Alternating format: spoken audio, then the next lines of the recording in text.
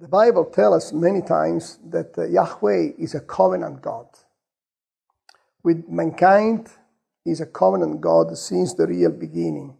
He appeared to Abraham until Moses. He kept the covenant with the people. Yahweh revealed His name to Abraham. We look in Genesis chapter 15, verse 7. He revealed His name to Moses. In Exodus chapter 3, verse 13 to 15. And then when the time was ready, Yahweh maintained the covenant with us through Jesus Christ. And the second person of the Trinity became Jesus, became a human being.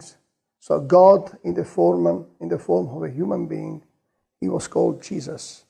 So, and this covenant still carries on with us because Jesus says that when you look at me, you see the Father.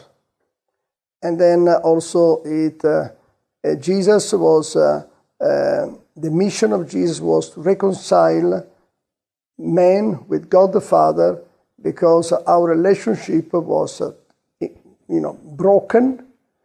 He came to restore our relationship with God the Father, and He ordained us priests, and He ordained for us salvation. So we are saved.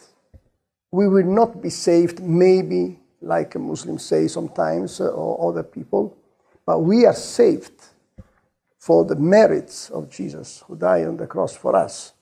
The covenant of God the Father has been maintained.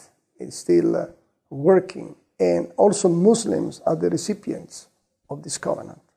Allah, on the other side, is not a covenant God, because the Quran speaks very clearly that Allah can lead astray who He wants.